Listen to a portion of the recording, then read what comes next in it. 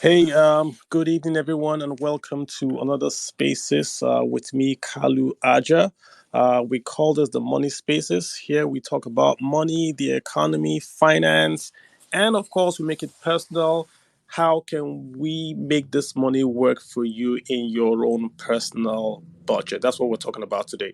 So, guys, today we're going to talk about investing, right? We are going to speak with quote unquote an industry player, a stockbroker, someone that understands all the investment options, all that history, all those, the risks, the opportunities in Nigerian stock markets, and of course, also offshore a bit. We're going to talk to him today to get his take on where we can put our monies in 2023, and also just maybe a brief review of 2022. So I have him here. I've sent him an invite to speak. Once he joins us to speak, then of course we will grab him and just try to give him all those tough questions, right? I hope you guys brought questions. I have a few myself, and I cannot wait to get it started. So, guys, just by way of introduction, 2023, I think, is going to be an unusual year because we have this big obstacle in front of us called the election. And the election means that we're going to have a new administration who is going to bring in, I would say, new policies. So whoever is going to have something new from what we have. So that's going to be a big, big, big issue in terms of where we are going to allocate capital. So even though we know, yes, this policy will change or that policy will change, what are the principles that we have to keep on following, right? Irrespective of whoever is in power. It's going to be that same thing we keep on saying. You have to save. Saving means you don't spend more than you earn. That's all it means. Don't spend more than you earn. That means you saved. Then you have to invest. Investing means you take that excess savings that you've made and you then deploy it to work for you. That's essentially what we want you guys to do. So we want to make sure that you understand that you shouldn't spend everything and that you then deploy those excess cash and assets to work for you. The question is, where should you deploy it? Should you put it in the stock market? Should you put it in the property market? Should you buy currency? Should you hold dollars? Those are the questions we want to essentially talk to Mr. Ahmed about today. Where should we deploy our excess savings? So, good evening, Mr. Ahmed. If you want to unmute, maybe do a brief introduction and then we'll take it from there, sir. Thank you. Okay, good evening, Kalu. It's always a pleasure. It's always a pleasure being on these spaces. Uh, Thank my you, sir. my name is Ahmed Olaitonbanu, and I'm currently the director at STL Asset Management. You mentioned that I was a broker. I used to be a broker. I've We gone don't back to retire my from. I've gone back to my first love. So I'm actually an investment manager. Yeah, based There we on go.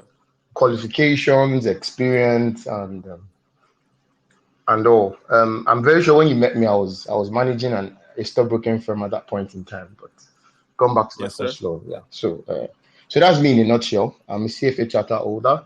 I'm also a chartered Mm-hmm. stockbroker. Mm-hmm. And yeah, almost over 15 years experience in the finance industry in Nigeria. So yeah, that's me Gotcha. in a bit, in a nutshell. And it's always a Thank pleasure you so. being here. Always a pleasure. Always a pleasure. Yeah, we also like to have you here, sir, because you give us that in-depth, behind-the-scenes info that helps us become better investors. So thank you for agreeing to be here with us today. So let's just kick it off this way, right? Can we do like a brief 5 minute review of what happened in 2022? Like I know the stock market did about 19.98, which was not bad considering inflation was give or take 21. Well, can you just maybe give us an overview of what the returns in 2022 were? Just give us the lay of the land last year, and well, let's start from there. So 2022 was an interesting one.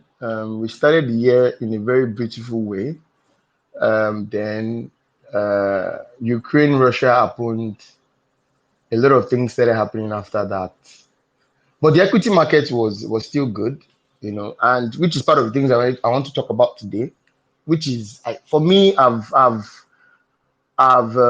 observed this for almost 5 years, say 2018 till date, and I can see I can see a very interesting relationship. And I've noticed that our market is very dependent on interest rates. So it seems we don't like taking risk in Nigeria. The only reason why we would take risk is if we don't get good returns on our money.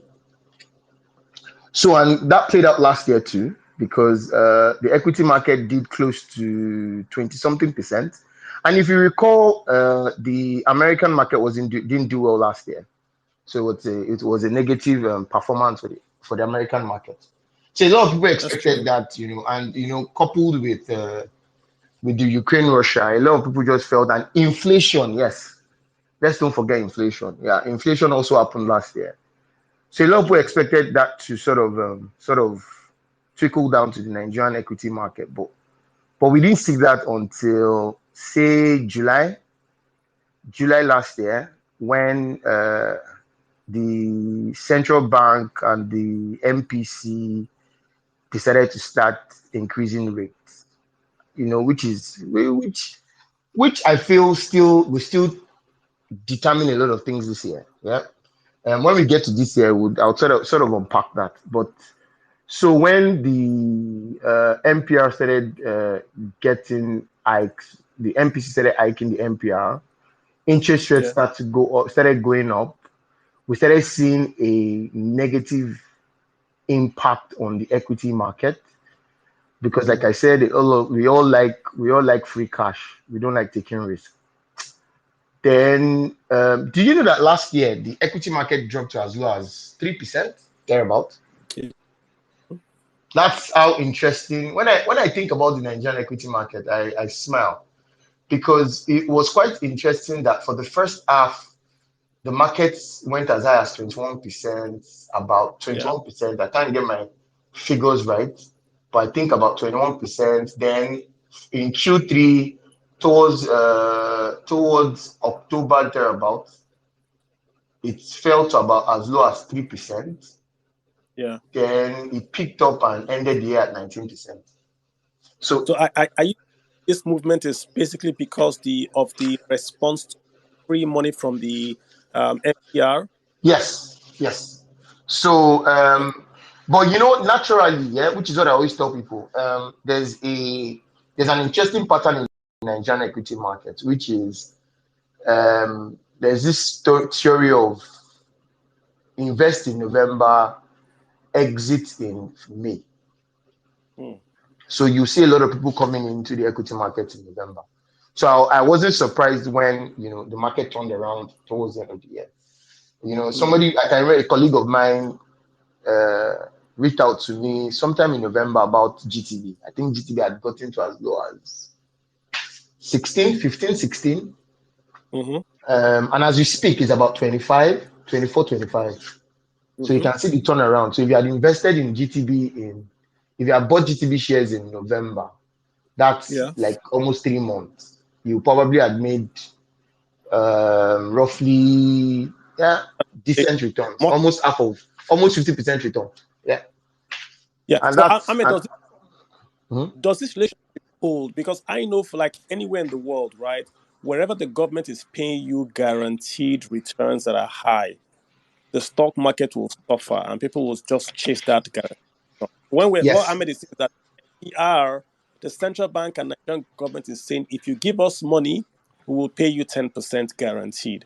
So if you're going to get 10% guaranteed, why should you take the risk of putting the money to buy, say, GT or Zenith or any stock? That's what's happening with high interest rates. So does this November to May theory work even when interest rates are low? Is this something that always works or is it really works. It works all the time. So and okay? if, which so that's just equity market. So if you look at the fixed income market, if you look at treasury bills, one Yeah. year treasury bill as at the end of this year, at the end of last year was as high as 11, 12. I can Mhm. remember 11, 12. As we It was. speak, at the last auction, it was 4%. Yeah, yeah. We're going to come to that. I want to talk It specifically on was it that. was 4%. So you see how things are just quite interesting in Nigerian equity market and in the Nigerian capital market as a whole. Okay, so Bonds are still relatively high.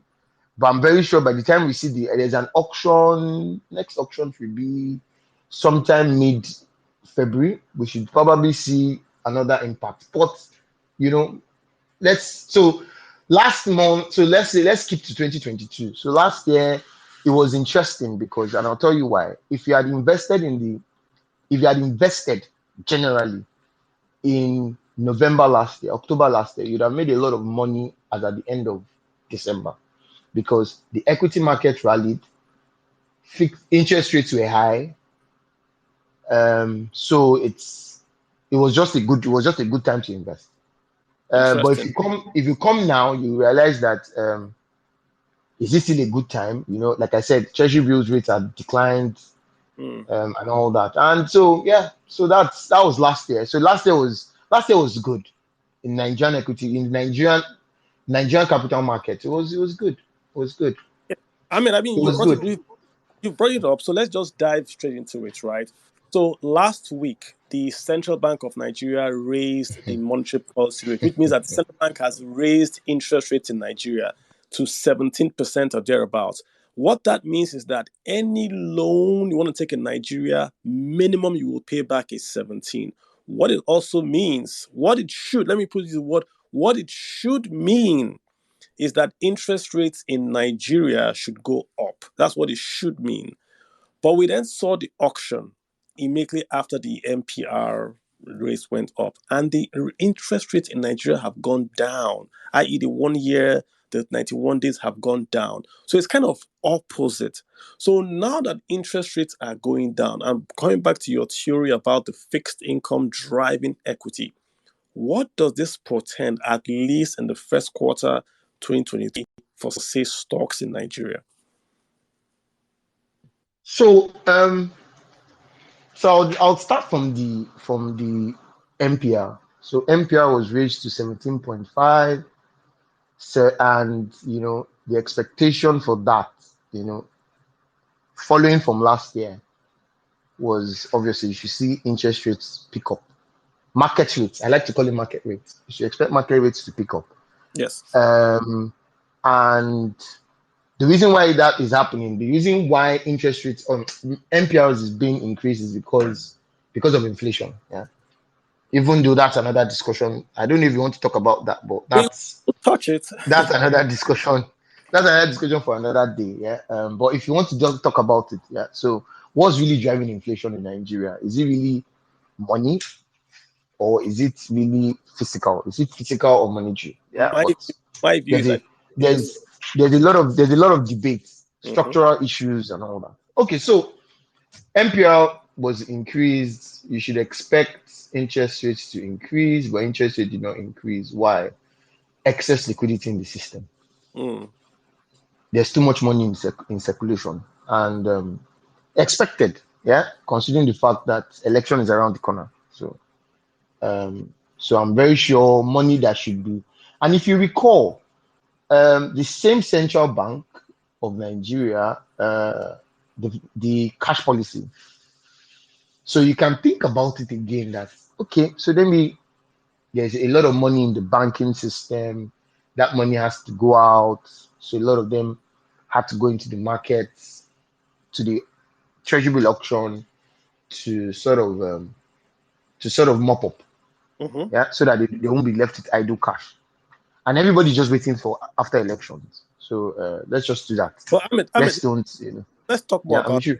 that. 1 year treasury, 1 year rates, market rates Mm, mm, 7.3 to 4.7. That's major. yes. 7.3 to Mm-hmm. 4. That can be excess liquidity. I mean, because last month was still excess liquidity, and rates did not fall like this because these rates don't go like they don't fall by 2 basis points. This is 2.5 basis points fall. So something is happening. So, mhm. That I want us Yeah, to yeah, yeah. So that's what I'm saying. I know. We know market participants know something is happening.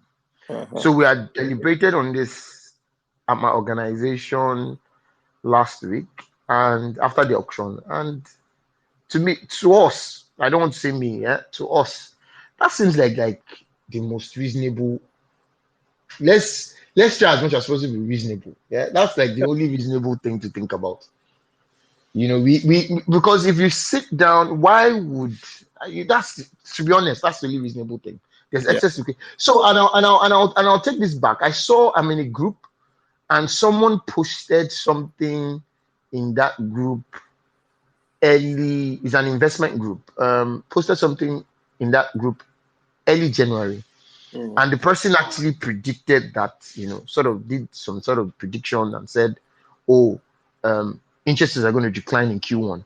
mm, And we all said, why? And the guy said, oh, then he dropped like some figures. And the guy said, this is the liquidity in the system that is, he foresees that is going to happen in Q1. So we should expect maybe by April, maybe things will now start to reverse. Interest will start to pick up. And it happened faster than we all thought, because we mm. all felt, oh, okay, maybe, so maybe February and all that. But it happened faster. So it's obvious. It's obvious that for me, what I think is, what seems reasonable to me is, um, the cash in the system, cash policy, a lot of money in the banking sector. The banks have to, sort of do something with that money. And that's like the Ahmed, best bet. So that's for me. That's my logical reason. I hear you. Logical reason. Okay, so just a quick disclaimer, right? Any stocks I mention here or any investments we say here are Mm, all mm. educational. We're not giving you advice. We're not asking you to go buy, Please. asking you to go sell. We are just discussing, just discussing. So it's not a recommendation. We're not financial advisors. We are just talking. But Ahmed, let's Thank you very much. yeah. Zenith Bank, right? This current dividend Mm. yield for Zenith Bank is 12.55. 12.55. And the risk-free rate, that means the risk-free rate for Nigeria, if I don't want to take any risk of my money, I get 4% for 1 year. Does this mean that money is not going to flow from the guys that are sitting pretty with their money, they don't take risk, back to the stock market? Will that now cause the stock market to sort of like jump in, say, Q1? Yes, that's it. I don't think I can say anything better than what you said. Mm, That's it. okay. So right now, as we speak, um, let's don't even use 1 year, because 1 year means that if I buy a treasury bill today, it's not going to mature until next year. So that's 4% investment over 1 year. Yeah. But somebody is telling you that if I buy Zenny Bank today and hold it till sometime in March, I'll get a 12%. All things being equal. That's all things being equal. I was about saying that if you hold all things equal, because prices might move and all that after that, but holding all things equal, that's 12%. Hmm. So would I do that, or I would, Because, or I'll go for the 1 year? yeah, you don't have to answer that. I mean, it's Depending, yeah. the question. The average return for dividend yields in the Nigerian market is 9%. 9%. Like you said earlier, this year fixed income was 9, 10, 11. But the Nigerian average was doing 9. So money moved to, why take risk when you can get risk free 10? Now it has reversed. Okay, that's fine. That's the But part. the big risk for us in 2023, we all know, is the elections. Do you think if Yes. I had a billion naira, amen, if I had a billion naira cash to invest, would this bring me to the market, or will I wait and see who wins? What's the smart money doing? Invest short. Hmm. Invest. So what do I mean by invest short? I'll take, I would invest. If I have money now today, I'll probably invest for one. I'll ever invest for 1 month. Hmm. That means I fixed. won't. Obviously, I won't keep the money idle. I say fixed income, or the equity market. Where you Yeah, say fixed fixed. income? I'll go for the fixed income, and I'll tell you why. Fixed income is relatively. I won't say relatively safe, because there's risk. There's credit risk. Hmm. Yeah. Where you place your money, the bank might decide to disappear. Obviously, no bank will disappear. I'm just yakking, but it's relatively safe. You go back to the bank and you get your money back. Yeah. Um, and obviously, for me, my major, anybody that talks to me about Nigeria investment finance 2023, I'll just tell the person, you know what, just wait till after the elections. Hmm. Because, and I'll tell you why I say so. This is a change of guard. So it's a new, fine, it's fine. there's a possibility that the same party might, there's a possibility that another party might, but the candidates are totally different from who we have as our current president.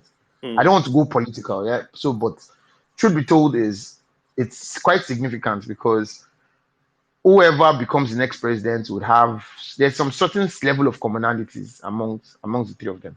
mm, So a lot of things will change. Yeah. mm, So we need to start watching very closely. Uh, would they enact the policies that we expect? Yeah. So it's going to be the next cabinet. Who are going to be the next cabinet members? We've experienced this before. We experienced it in 2015. mm. Yeah, where a lot of us were a bit very positive then. Yeah, but I think now I just let's just see what happens. Let's see how it goes. I mean, So new cabinet members, I new give you the policies. Let's see. conspiracy? Sorry, Should I give you the conspiracy theory? Should I give you the what's the conspiracy theory? Please give me the conspiracy theory. I want because to hear this. the theory is I have a lot of my friends on this space, so I want to I'd love to hear the conspiracy I theory. mean, the theory is that Please go ahead. Please go the ahead. Senate is going to approve the 23 trillion that has been borrowed. They're going to approve it to Oh put yeah, that's into the debt. So the central bank is that's reducing the interest rates so that they would artificially reduce it, taking that debt, right? Establish a base of hmm, in interest at the lower base. Then when they go, if you want to raise your rates and pay higher, that's your call. So this is being done hmm. to bring that money into the system because it's in the system already. Ways. Yeah, It's wait, called ways and means. That's why it's called ways and means. correct. So it's already in the cash is already Ah, in them, but it's not accounted for in the debt profile. Hence, when the central bank has raised the NPR, that's fine. That is what it should do to fight inflation. But then instead of rates going up, rates have come down, which means that the government is going to pay you 4% on 23 trillion, not 7% on 23 but trillion. but but but hold on. Are they going to push that money in for 1 year? It's not 40 years. They're going to pay 40-year So bond moratorium. so if it's for 40 years, which Mhm. is another conversation that I've also had, um, who is going to buy the bond? Who is going to buy the 40-year bond? The Where's the CBN. money coming from? Well, they can. How they structure the bonds could be such a way that it will be held in trust by Ministry of Finance, CBN, blah blah blah blah, BOI, NNPC will buy. All those same folks will buy in trust, in quote, because the money is already out there. So they will get people to Should buy. be told you. Yeah, they will say we're holding it like how they did pensioner bonds. They were owing pensioners, Mm, they were owing mm, contractors. They issued bonds. Then they held them. In the end, mm, PFAs bought them because the yields were very good. So if you establish a low mm, coupon today, then there's room for you to trade. And if you establish a high coupon today, then there's no room for you to trade. It's just a conspiracy theory, guys. So you can ignore it if you don't like, if you don't like conspiracy theory, just ignore it. But that's No, what no. There's this thing I always say in Nigeria. Yeah, there's no smoke without fire. there you go. So when you start to hear things like this, there's a very strong possibility that somebody's cooking something someone. So Something is cooking. I mean, let's see. Let's see. Yeah, let's see how it goes. yeah, let's now go more into say we've talked about stocks, we've talked about fixed income. You are saying we should do short-term fixed income because of the new government and because future policies might change. What else is out there? Should I do foreign? Should I hold dollars? Let's talk about that one. Should I go from Naira? I earn risk-free Naira about 5%. If I want to take risk in Naira, I earn maybe 12%, 13, 15% with a CP, a commercial paper issued by, say, Dangote or issued by, say, FCMB. I can get Yeah, 12 to 15 in Naira. yeah, Exchange rate fair is enough. exchange rate is about official let's just say 500 official. Let's say unofficial 750.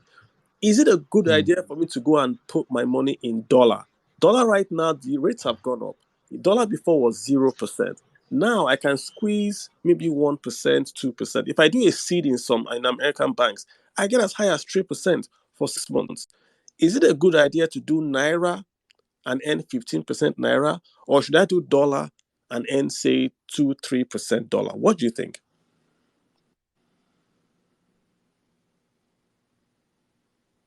So, so for me, so for this dollar discussion,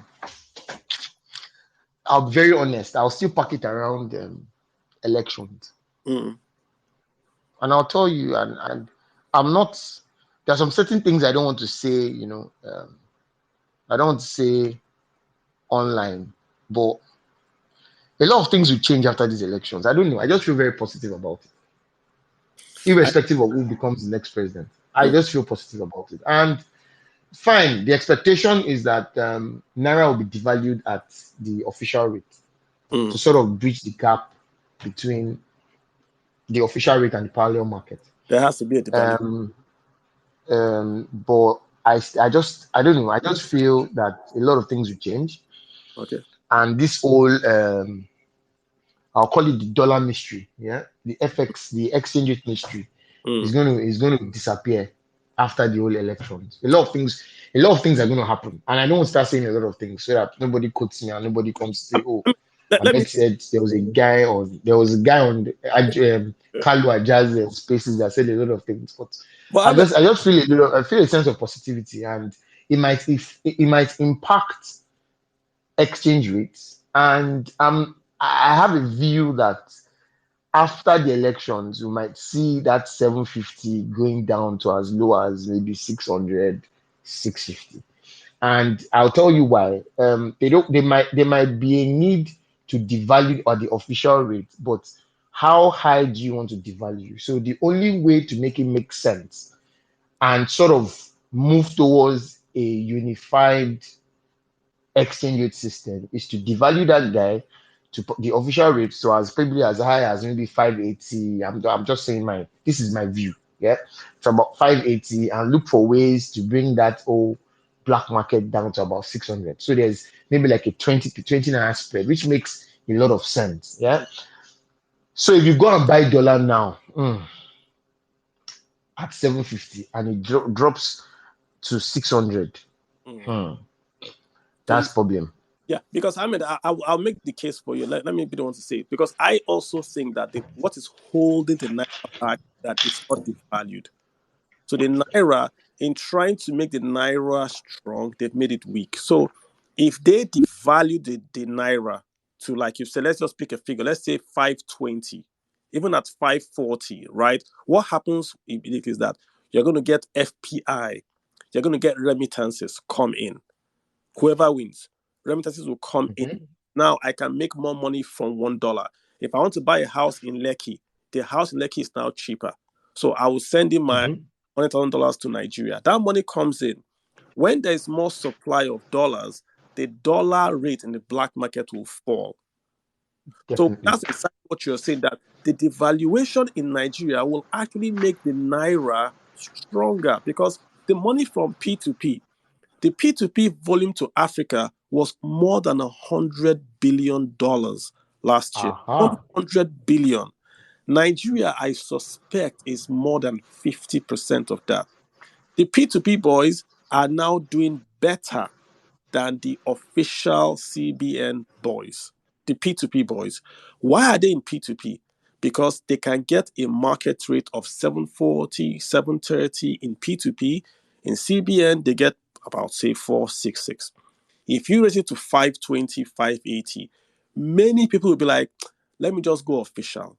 I will take the loss, but I need official. If a bank wants to inflow money, now they can get people to come in. So you have to devalue and deregulate to say Bureau de Charge can get money from America, quote unquote, from tourists. They don't have to pay to CBN. Exporters can sell to CBN and whoever they like so that the dollars can come in. That's what I'm agreeing with you on. But if you do the Buhari policy of strong Naira, then you will not get the Naira coming in. So I tend to agree with you on that. Yes, Naira, dollar might fall if you devalue. But Should I add one more thing? yeah, go ahead.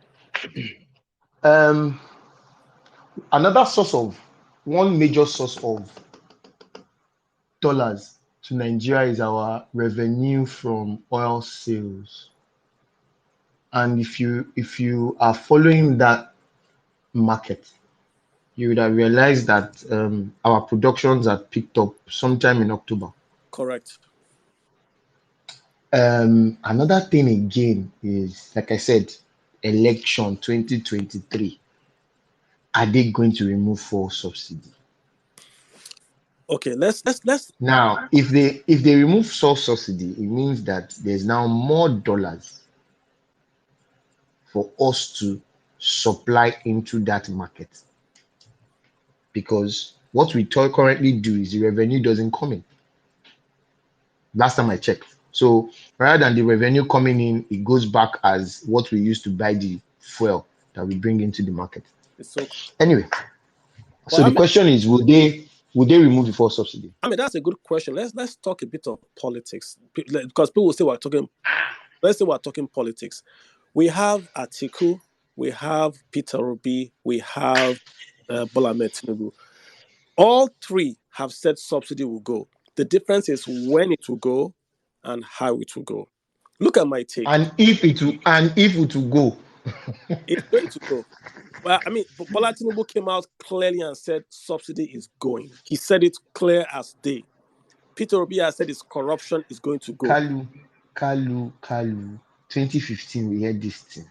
No, now they have to let it go because there's no money. 2015, the guy, we so believed him that we even carried them. We wore Buhari hat, Buhari shirt, Buhari trouser, Buhari shoe, Buhari socks, everything, because we believed he was going to do it. Mm. He said he was going to do it. He promised us he was going to do it. And after a while, we stopped. We even stopped asking. Then he came again by himself and said, "Oh, okay, I'm going to do it in 2021, in 2022." Yeah, and a lot of us took bets last year. I lost my bet actually. I lost the bet. I had a bet with a colleague that he was going to do it because I just felt he was going to do it. I don't know. And I took the bet that I was going to do it. And I also put money in investments because of the impact of fuel subsidy to some certain stocks on the exchange. And the guy was my colleague was so, like, bros, I've just made a mistake. He's not going to do it. And behold, they didn't do it. I think So, the only thing that I think you're right, the only difference this time is that Nigeria is broke. And the president, if let's say Nigeria has always been broke. no, never we if listen in 1980, Nigeria has been broke, right? Was doing austerity. That was when we had the Shagari. That was the first time Nigeria was broke. Austerity, right? Where we're doing austerity measures and all that before the IMF came. Even doing austerity measures, right?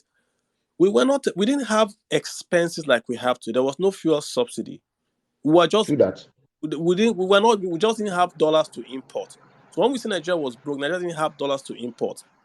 When Buhari was the president, the head of state way back in 1980, he also didn't have dollars to import. So he was doing trade by barter. He would give oil and get sugar. That's when we're lining up to buy sugar. But still, there was no, should we say in American language, entitlement spending. Right now, we have two entitlement spendings going on in Nigeria. That's different. We have fuel subsidy, the largest expense in Nigeria's. It's not even on the budget. The fuel subsidy is larger than the budget. It's not even on the budget. The second one is going to be the spending to keep the naira strong. Those two entitlements have taken more than 100% of the budget. So if I win the presidency today, I have no money in the balance sheet. None. There is no cash. Not that I There's can't. no money. There's no cash. So I have to raise money. That's why Tinubu is a quote unquote progressive socialist. He's saying he's going to increase fuel prices. He doesn't want to, but he has no choice. So let's come back to the three guys. Like I was saying, Peter Obi and Atiku, if you read their economic plans, it's more capitalistic, right leaning, efficiency, private sector, supply side. That's Peter Obi and Atiku. Yeah. Yes, yes. Okay. When you look at Tinubu's campaign, it's left side, progressive, government heavy. When he says he's going to remove subsidy, he's going to take that money from subsidy. He's going to employ 25 million people. They are going to call them the whatever they're going to call them, and they're going to say they have created 25 million jobs. They've simply reallocated revenues from fuel subsidy to Something else. someone else. And the plan is that if they pay those people salaries, they want them to spend and reflate the economy. The problem is this: that has been tried before. It only works when the country has money. The US tried it under Roosevelt. So they were paying people to dig a hole, then they would pay them to cover the hole back. That was their job. And the country did not get out of the Great Depression till the Second World War. That's not a productive use of money.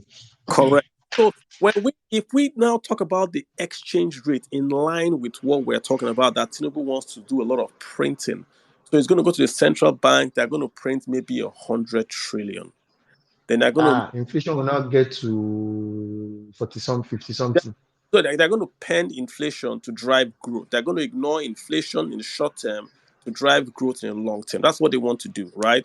So they do Mm. in CBN or whatever, employ people, reflate the economy, hoping that tomorrow those companies will pay back the deficit created today. That's why you hear him talking about deferred taxation. That's where he's going to. Mm. How then do we situate the foreign currency in this plan for, say, Bola Ahmed Tinubu? If you say you want to reflate the economy, right, then dollar would get stronger because people are going to run to dollar for the safety. Mm-hmm.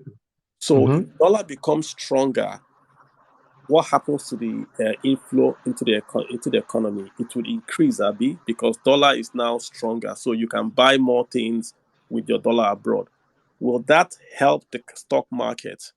That's where I'm going to. Mm-mm. Because No. will all those boys have money to spend? That's where I'm going to. Will those boys that they've employed have money enough to spend? Because right now in Nigeria, nobody's spending money. 50 kg bag of rice, nobody can buy. So they give you 10 kg, 5 kg. Ground oil, nobody can buy a tin. So they give it to you in milliliters. That's what they. So so the policy that we need to follow is the one that is going to drive FDIs, drive FPIs. Correct. There are no foreign portfolio guys in the equity market. Last time I checked, maybe like 15%. They've gone. 10 years ago, 10 years ago, it was all foreign investors. Correct. Now it's all domestic investors. That's to even show you what is going on with our dollars. So people are not even coming to our country. When last did you hear of a significant FDI and all that? Even if the FDI is coming, I heard there are some interesting ways they do it that the money just toss, never reflects doesn't impact our exchange rate. So what we need is actually policies that would drive FPIs and FDIs significantly. Okay. So we can see now, imagine what happens if FPIs start to come back into the equity market. We might get back to the levels that we're probably not seen in years Okay. because those guys will want to buy Mm-hmm. technically. Yeah, so demand all the way. And once they come in, obviously they're dropping dollars to get naira. Now there's now dollar in the system Mm. all over the whole place and all that. So if nobody is going with this any policy that has to lead to that, then I think we're just back at the same place that we Okay. have been in the last 7 years. Okay, so good discussion there. So we've talked about stocks, we've talked about bonds, we've talked about a bit of foreign currency, and we've even talked politics. Let's talk about real estate, right? Real estate, we do have the Lagos, Port Harcourt, Kano's real estate. We also have the instruments, the REITs that we see about, and there was just a crowdfunding platform that was just launched, given license by the central bank. So they allow you, if you want to raise money for property now, you can go there and crowdfund. What's the name of the? Prop Crowdy. They were here a few weeks ago. Oh, Prop Crowdy. So literally, yeah, yeah, yeah, yeah. yeah, I think I remember that. if you want to invest in real estate now, you can go there and look for deals there. I think they're going to start, I think, in February or so. You can go and look for deals there. But also, if you're a developer, you can package paper and go there. So it's just crowdfunding, but under this SEC license. What's your take on real estate? I mean, is it going? Do you think that I was again? Let's go back to politics. I Yeah. think a great plan on housing because housing is where I think is going to shine. They want to do a lot of social housing. it fits their manifesto more. I think the other guys are going to do more of private sector wealth and allow the private sector guys to build homes. What's your take on housing? Should I be in land? Should I be a renter? Should I just go and buy the instrument of real estate itself? Where would you see? So the problem with real estate, okay, no, let's even talk about real estate. So it's either you go directly or you go indirectly. Mm-hmm. Yeah. Indirectly has not been very significant in Nigeria. When I mean that space has not done extremely well. So we have the Chapel Hill N rates. We have there was another entity I can't remember. I think it's SFS rates and all that. So if you understand the whole concept of rates is more like an ETF, but let me complicate things. But the REIT is just like an instrument that the underlying assets are property and it trades on an exchange to provide liquidity. The benefits of the property flows to whoever the holders of the instruments are and all that. But we've really not, see, it takes me to my concern. Yeah, we are so comfortable with fixed income in Nigeria that we've not given ourselves room to explore other interesting things. So, and for me, that's why I see a lot of work, a lot of work regarding awareness, knowledge and all that. People need to understand all these things. So we don't. So let's. So there was a company. I'm very sure you're aware. Purple Yeah. Capital. Purple. Yeah, they've metamorphosed to something called ROIC, Real Estate Operating Investment Company. Oh, interesting. They got listed on the exchange. They issued shares, about 20 million. I can't remember, 200 million shares. I can't remember number of shares. To be honest, apologies if anybody that works in Purple is on this call. I'm sorry, I can't really remember, but so that was also an interesting one, yeah, because that's also indirect. So technically, if you're investing in that company, the company's main business is to invest directly. So rather than you going directly to buy a house, if you want to, because a lot of us buy houses to live in them, yeah. A Yeah. lot of us buy houses to rent, yeah. So some people might say, you know what, I don't want to go through that stress of buying the house. I don't want to go through the stress of having anything to do with any agent, anybody. But I want exposure to real estate. So you can go and buy the shares of Purple, yeah, and with the expectation that so it's basically like you're buying equity, but technically, so exactly something like UPDC. If you remember UPDC, Okay. USC yeah, property company UAC exactly. But they've metamorphosed to to an a REIT. entity of their own entity called UPDC. Yeah, Okay. so it's UPDC. So that's indirect. So let's talk about direct. So direct is I'm buying the house and all that. Yeah. But I've always had.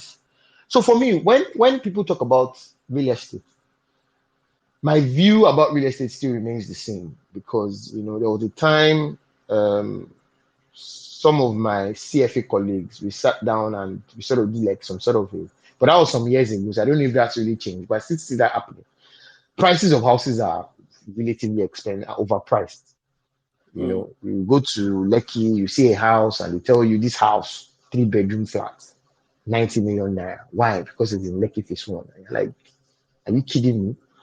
But so the question I always ask is if I decide to invest in real estate and I buy a house that is 90 million naira, 3 bedroom, Lekki Phase 1, how much can I rent it for? That's Mm. the question we need to ask ourselves. So you So are, if I'm going to rent it, talking about the sorry, yield now, not the value, yes, the yield that not you the get. value. Yes, that's what I'm Yield. saying now. So the value, not the value, the yield, because obviously if you are buying real estate, you should, yeah, okay. Nigeria is a peculiar country. Yeah, you can buy the property in Lekki Phase 1 for 90 million naira, and next year they will tell you it's now 110. That's how interesting it is. Yeah, that's Nigerian real estate. Mm. So if you are buying for resale, yeah, it's a good one. But if you are buying, that's my view though. If you are buying for rental income, it might not be a good one.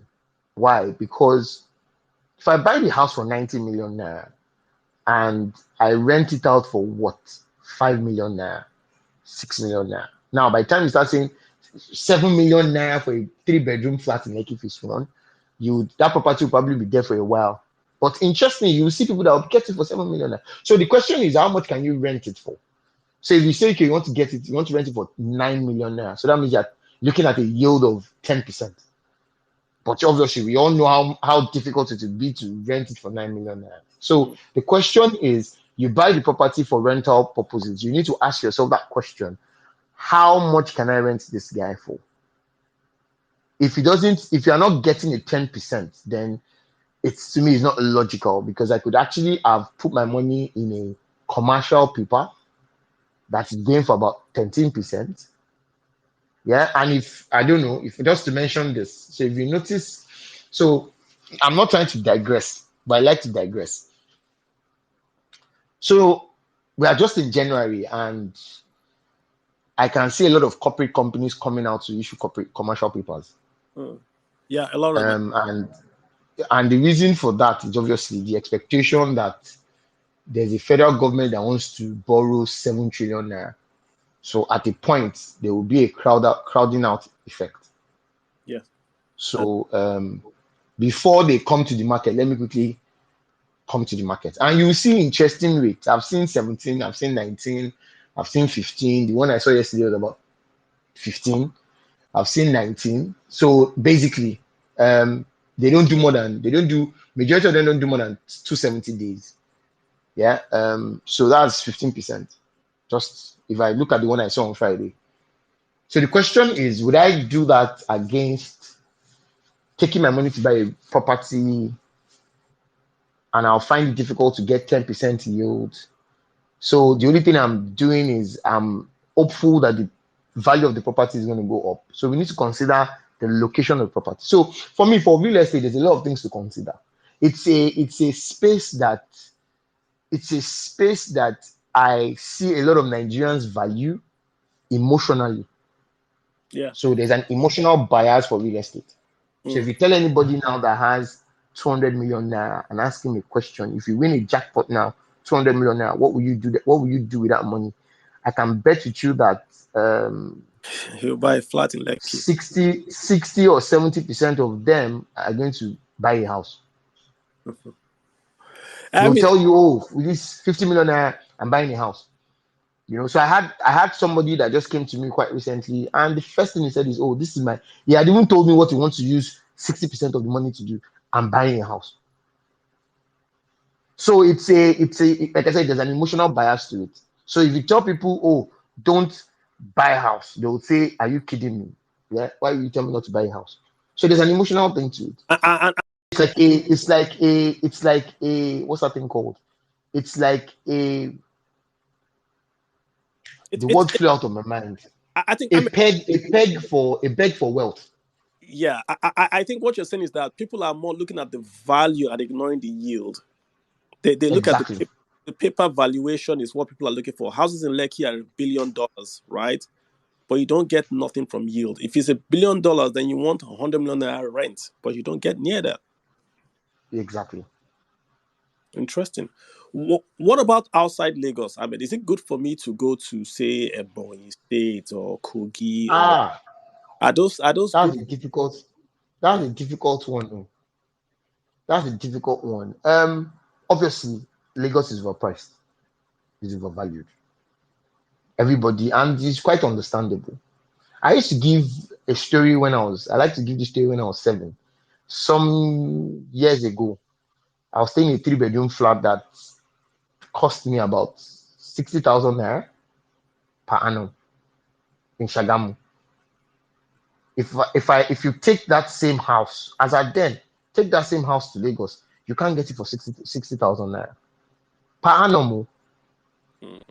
Not per month, per annum, but this was years ago. So relatively, if you think about it in Nigeria, in Lagos, that property would have probably be like maybe 250, 300K. Yeah, it's very standard, nice apartment. Yeah. So the question is, if you go outside Nigeria, outside Lagos, you would buy more property with the value of the property that you buy in Lagos. So that meaning what you buy, the amount of money you have would get you probably 3 houses in, say, obviously not Abuja, yeah, but say Ebonyi, like you said, yeah, it might probably get you like 2, 3 houses in Ebonyi, yeah, but in Lagos, will probably get you one. So if you think, but now the question now is, like I said, the yield aspect to it. How much would it cost you to? How much would be the rent on those properties if you decide to rent them out? Because obviously you will not live in Ebonyi now. You will live in Lagos. Mm. Yeah. So those are things for me. Real estate, there are too many things to consider. Yeah. Am I getting into mortgage? If I'm getting into, I'm thinking about interest rates. If I'm not getting into mortgage, I'm using my money. What is the opportunity cost for that money? If the opportunity cost for that money is going to generate something for me higher than what I will get in terms of yield basis, then why am I putting my money in property? But obviously, there's a friend of mine who always say, I hope he's on this call, on these spaces. A friend of mine would always say that why focus on the yield? Why not focus on the appreciation on that value of that property, of the appreciation of the value of the property? Yeah, well, because valuation cannot pay bills now. And there's always the Mm, alternative, right? So if I had £1 billion and I put that money in risk-free federal government bond, mm, I get 10% before, or now I'm going to get 4%. Risk-free. That's mm, me. If I buy a property in Lekki, I don't get that. mm. The You value, even you pay. Remember, there's a lot of cost to even rent that property because you have correct, to pay. You have to pay the agent plus Land Use Act, plus Lagos, plus. pay this one, insurance, you should pay that one. So I hear you. I mean, it's a conversation I always have with people. I mean, But the people buy property to lock in balance sheet wealth. Balance sheet wealth. for me, I there's another play in real estate that I like, Hmm. Let's hear it. the JV structure.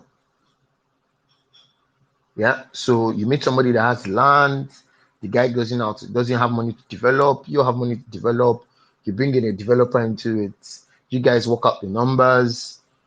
You obviously you can decide to sell off plan, you can decide to sell once you are done and all that. You give, so that's why you see a lot of compounds. I'll call them compounds. That's why you see a lot of compounds in Lekki right now I mean, I on the saw island. some like stuff like is ridiculous. Someone put a flat on top of his garage and it's going for $1.1 million. It's a two So bed. you see a lot of compounds, all those compounds of 10 terraces, compounds of 6 terraces and all that. Mhm. Yeah. So what you do is, so most likely what will happen is you give maybe the owner of the land 2 terraces, something. Yeah. Then the remaining maybe, or maybe give him three. Then the remaining seven, we sell it. Then you now sell it at something ridiculous. So maybe you sell one at something you sell it at 90 million naira, thereabout. So that obviously, well, like I said, you have to work the numbers. Numbers have to be right because it's a faster way to turn around your capital if I'm, everything is right. I'm, It's risky, but faster way to turn around your capital. I mean, let me run an idea by you. You know, a few weeks ago, I promised my listeners I was going to give them an idea that they can do for 2020. For it's a 10-year idea that they could invest in today and to pay them off in 10 years. Let me run this idea by you, right? Okay. So, lot of Nigerians are Japan, and when they go, Mm, they take their family to Canada, to the US. Canada, mm, those old people are there, but when they want to, I'm not trying to be morbid. When they want to die, they say, "Take me back home. I want to stay in my house and die," but they can't go back to their village. mm, They are now used to 24/7. They're used to good medical supply. So what if I went to Ebonyi, or let me, or I'm from a small village called Ohafia. What if I go to that place and I build a terraced apartment, like what they have in America, what they have old people's home? I build it there. Labor is cheap in Nigeria. Each person can have a nurse. Each person can have a cook and a butler. So the kids that live in Canada and America will pay me rent to take care of their parents here in Nigeria. I don't go to Lagos and do it. I do it in Kogi, in Niger, in Ebonyi, in those cheaper real estate places. I build a house Mm-hmm. there, but I have a nurse, I have a butler, I have a driver, I do all that stuff for the families, but I'm earning dollars, not on rent. But because the kids in Canada and America are paying me to take care of their dad, they put a video camera there, Mm-hmm. you know, So there's a service fee. service fee, but it's cheap housing. Those cheap homes in off Lagos, off Abuja now become very interesting now. That's a good Mm. idea that someone can get into today. That 10, 15 years, I think it's going to be a money maker. The demographics say it's going to be a money maker. When in those days, when your parents are older, they stay in the village in Nigeria and you send money home. Now there's a demographic shift. The middle class has gone to Canada and America. Their families are not going with them. Their families are going. But wait now. There's something I want you to consider. Mhm. And I know, like I said, I know a lot of people on this call, on this space that are not in this country. Yeah. I'm even looking at one of them like this. So, so the question I want to ask him is if he decides to come back to Nigeria in 30 years' time, in line with your plan. No, don't let me ask him. He will go back to the village. The guy is a village guy. He will go back to the village. So my point is because of our generation is a bit and slightly different from our parents' generation. I have a feeling I might be wrong. I don't want to use myself as an example, but would I go back to the village when I'm old? Not you, Not necessarily. not you, Ahmed. Not No. I'm saying the people that jackpot now. So the people that have jackpot now they are are people parents. like me. So I can decide to tell them, say, I'm looking at a friend of mine like this as we're talking. I'm looking at him like this. He's like me. We grew up together, friends. He was still with me last week and all that. Yeah. And now he took off during the week. Do you get? And the question is, I'm sorry, I'm setting you up. I know you can hear me, yeah, but it took off during the week. But the question is, if he comes back to Nigeria, will he rather stay in Lagos or go to the village? But For him, I think he will go to the village. I I'm think for him, from the kind of person he is, he will go. So you might be right. So yeah, you might be right. There's value. There might be value there. yeah, Ahmed, let me pause you there. I'm not targeting him. I'm targeting his dad or his mom or his auntie that maybe he took with him to Japan or had been taken care of, but he's not going to come back to Nigeria. So in the villages in Nigeria, you're going to have people building old people's homes. They're going to employ people from the towns to the village to do what we Our do. traditional country, our traditional It country, is changing. old people's It home. changing. Ah, Ahmed, hmm. did we have divorce? Now we have divorce. Sorry. Did we have divorce in the past? Now we have Oh divorce. yeah, true that, yeah. True Uh, that, yeah. True now, that. but that's True just something that. to throw out there. And if you want anyone wants to talk about that, we'll soon have guys in. Ahmed will No, it's spend. a good one, though. Yeah, I It's a think good one. look at right. I think it's something that we should look at. There's there's something I always tell people, yeah. Your product doesn't necessarily have to meet all Nigerians, but your product has to meet a certain you must be able to identify that certain demography that would your product would appeal to. Um, and for me, it might not be the St. Louis sugar. St. Louis sugar is the sugar that everybody takes. Yeah, it might not be the St. Louis sugar, yeah, but you would find out that a significant number of people will take that. A significant number of it's an interesting one. It's an Gotcha. interesting one Ahmed, we've because come. I'm even thinking if my dad had said he wanted to go back to the village, would he have gone back to the village? I think so. If he had such a value, yeah, I think so. Okay, okay. So I mean, we've gone around. I mean, we've done currencies, we've done equities, we've done stocks, we've done bonds, we've done real estate. What about? I mean, what other asset class do you think we're overlooking or that we should take? I, I, commodity, Don't call cryptocurrency. Oh. no, I will mention Bitcoin. Look, I will Please leave. don't call people But that know that I don't talk about cryptocurrency. if we start So crypto, there's an asset class that we're missing, which is commodities. Yeah, I was going to ask you about that. And for me, as long as so based on academics, and I always use academics as my starting point before I start to bring in all the other factors to make it more realistic. No. So based on academics, commodities is a good inflation edge. Interestingly, real estate is also a good inflation edge. Yeah, but Nigeria is just a very peculiar situation. So commodities is a good inflation edge. So when we are in an inflationary environment, it's good to invest in commodities. Yeah, because Yeah, because as prices, commodities is real asset. So as prices of things are increasing, obviously the price of the commodities will increase. And if you consider what has happened in 2022, yeah, even though a lot of people expect that all those supply disruptions are going to are going to improve considering Ukraine and Russia has dragged on for too long. You know. So based on the research materials I've read, there's a sort of a positivity around that. Yeah. However, will there still be inflation? Yes. So should commodities be considered? Yes. And I think last time when I was on your space, I also mentioned effects. FX Commodities Exchange. And there's also a Lagos State Commodities Exchange now. I think I got it right. Lagos State Commodities Exchange. I think so. I think I got it right. Yeah. So there's also a Lagos State Commodities Exchange. I think sometime last year, Sonolu was at Marina setting that guy up, launching that guy and all that. Yeah. So there's effects, but these effects are there for a bit, and they're also expanding. So I'm not here to talk about effects, but you can check them out if you're interested in commodities. But I think that's an asset class that we shouldn't overlook.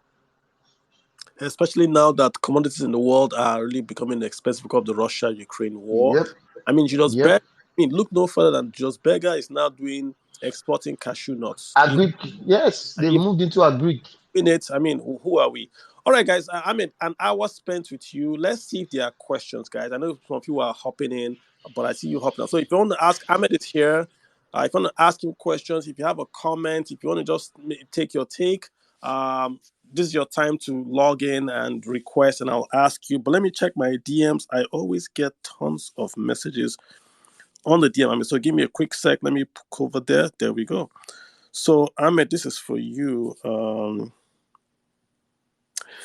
I mean, they're talking about the fuel scarcity. Somebody is saying that will Dangote refinery, will it have any impact on fuel subsidy payment? That was somebody's asking. What's the relationship with Dangote's refinery and fuel subsidy, and what we're talking about the payment and all that. So, and you want to take a stab at that? Okay. So Dangote refinery, the, Dangote has said that he's going to deal us he's going to deal us on a will I call it professional basis. He won't. By the way, so let me. So somebody said this thing. I was at a session some weeks back, and somebody said something, and the person said Dangote is a businessman. Dangote did not set up Dangote refinery to help Nigeria. Dangote set up. He got Dangote refinery set up because he wanted to make money. So there will obviously be no concessions.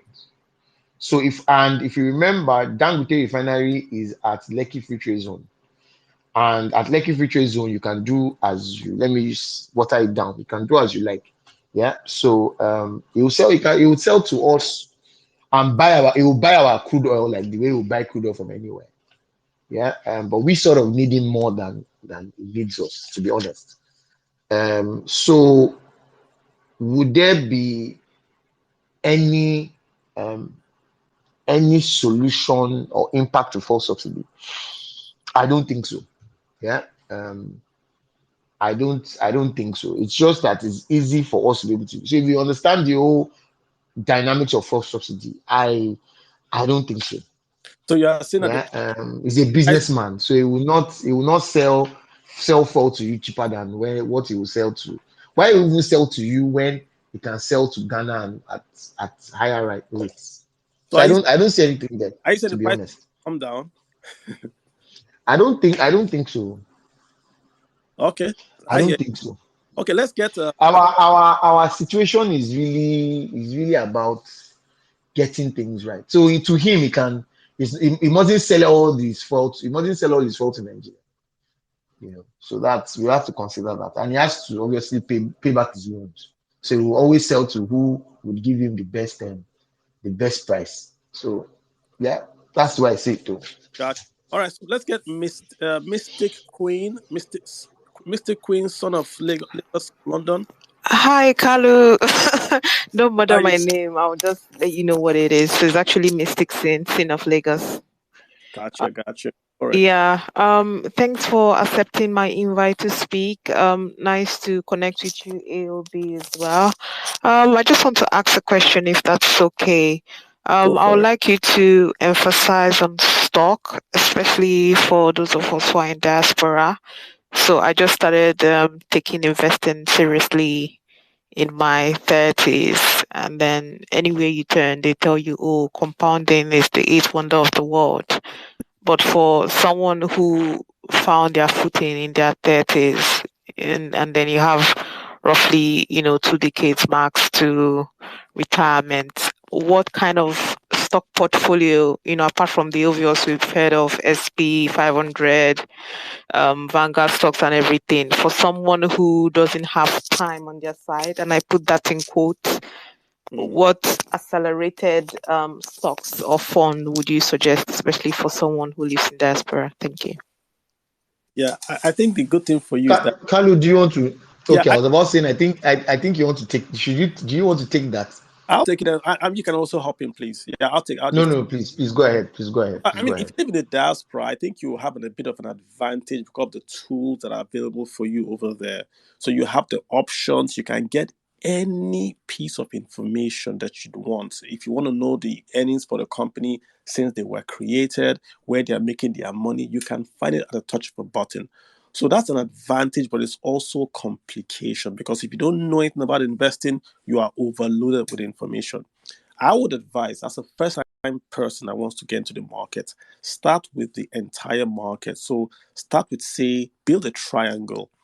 At the base of that triangle, try to buy, say, the index or the ETF that tracks the index of that country. So if you are in, say, the United States of America, they have the S&P. If you notice, it says 500. So that's the Standard and Poor's. It buys the 500 stocks in America. You also have the Dow Jones that buys 30 stocks. So you can buy the index fund, which is a fund that buys the index that has the S&P, or the Dow Jones. If you just Google it, there are tons of them. Or you can just go to a company, you Google Vanguard. Vanguard has, say, VT. VT is all the stocks, everything. But if you do VTI, you get nearly 5,000 US stocks.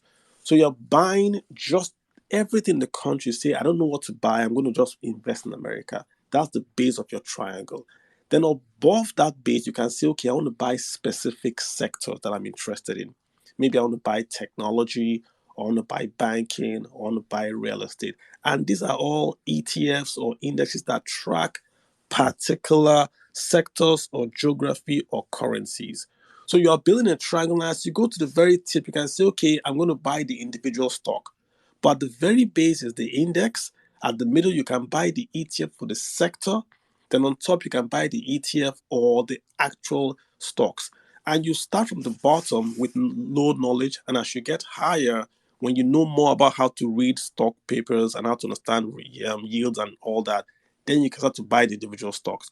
So I would say, for instance, if I want to buy Apple, I don't know anything about Apple. I don't know anything about investing. I would maybe buy VTI first because VTI has Apple in it with Microsoft and every other thing in VTI. Then I'll say, okay, I want to buy just the technology index. So I'll buy maybe is it VNQ or so? I'll get the name that invests only in tech. Then I can then go buy Apple over, say, 1 or 3 year period. So I give myself time to understand the market. You are diversifying at a cheaper cost, and you can buy fractional shares. So instead of buying Apple for 300, you're buying a fraction of Apple for $25. I will start from there. I would do a lot of reading. I would watch a lot of Bloomberg. I will get into the flow of how investment guys talk so that you understand. But the reality is this: a company is all about earnings. Earnings. That's what you want to look for. Earnings. If a company is earning money, you want to be in that company. It's not if it's big, it's all about earnings. That's really what you want to look out for. So it's not something you can learn in one day. You got to like take your time and try to just sort of like grab a lot that you can. Ahmed, please hop in and just see if you can drop a few words as well.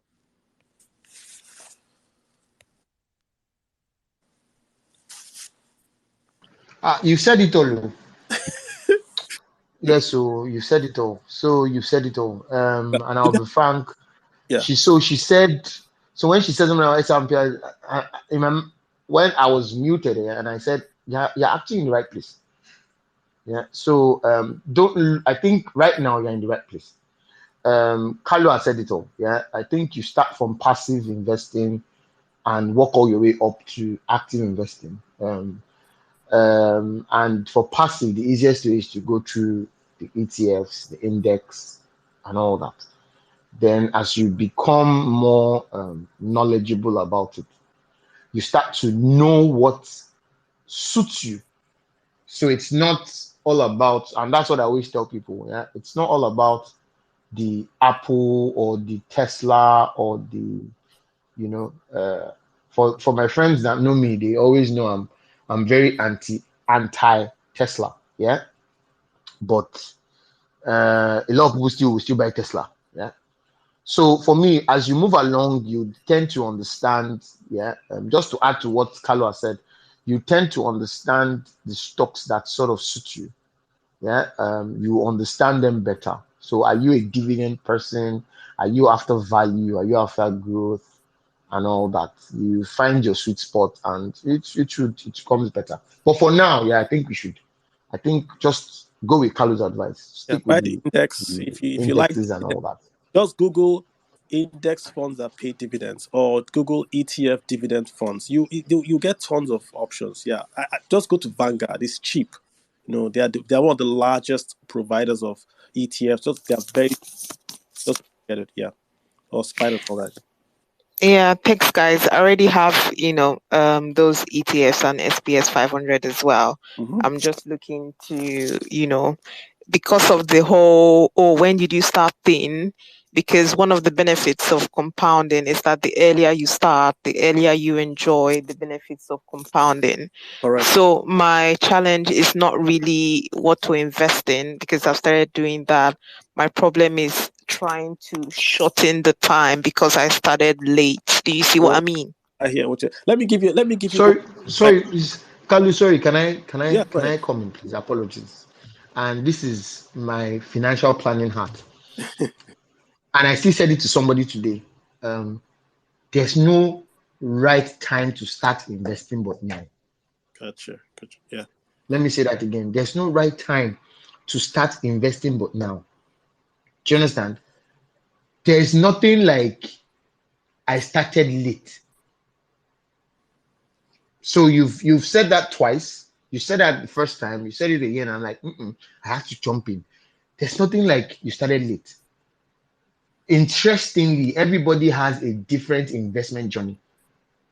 So never compare yourself to Kali or AOB or anybody. Yeah. You have your own life, you have your own investment life, you have your own investment journey. You might make an investment now that's all I started late will now become like, oh, what just happened in 2 years. So, and the problem and why I'm trying to say this is with that mindset, you might want to take excessive risk because of the fact that you want to do it. If you understand what I'm trying to say, I want to shorten that. I started when I was 30. I could have started when I was 20. So now I need to rush. And in the end, or in your rushing to catch up with time, you make a lot of mistakes. And to be honest, there's something I will say again. Your money is in your hand is more precious than any investment you can make. And I'm saying this from experience. The money you have in your hand is better than any investment you can make. Because the moment that money goes, you have sleepless nights. So please be careful about it. Don't rush. Take your time. Get into it. And I can tell you, you make one investment that you probably come back to this space and you tell us that, oh, guys, I made one, I made 2000% returns. It happens. I can imagine people that bought Tesla. I stumbled on Tesla when Tesla was Tesla was $40. That was 2012. So if I had bought Tesla at 2000 when in 2012, 10 years down the line, I would have made a lot of money. So it's not when you start, it's by ensuring that you have the right fundamentals and you see the opportunities and you take them when you want to take them. So please don't put yourself on any pressures, please.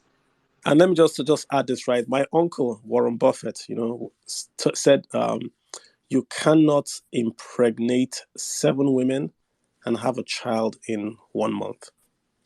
That's Warren Buffett, right? So he essentially saying that it's the problem with time. When they say it's compounding, it's a mathematical equation. The way your interest is calculated in the bank is over time. If you Google the future value of money, it's present value 1 plus rate raised to power time. It's a mathematical equation, which means that if you put money into your account in 2020 and I put money into my account in 2030, you will make more money than me because your money invests or compounds longer. The only way you can break compounding and make more money is to take more risk. That's the problem. So if you take more risk, then you might catch up, but you might lose everything. So if you are young, that's why I want to catch the young people all the time. I catch the young people. If you are younger, make sure you are saving and investing because your advantage is time, not returns of investment. Time is the biggest advantage you have. Make sure you are investing. All those ETF things, stop all this betting thing. Go and buy an ETF, buy a stock. Make sure you are doing DRIP. If you live in America, they offer what's called DRIP, dividend reinvestment program. So once you buy something, make sure you are reinvesting your dividends and it's going back into your account. Don't spend your dividends. Take your dividends, put it right back in. That's compounding. If you simply buy the stock and you spend the dividends, you are not compounding. You have to take the stock, pay it back, you reduce your average cost, then you are now compounding. That's what it means. Like if you have a store in Alaba, you make profit, you take that profit, you buy more goods, you sell, you grow. That's the compound. If you chop your profit, you are not compounding. So good job, right? Thank you so much.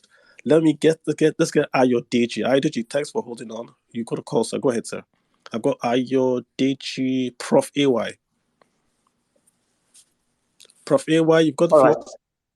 Yes, I just unmute myself now. Okay, good evening, Kalu, and good evening, the presenter.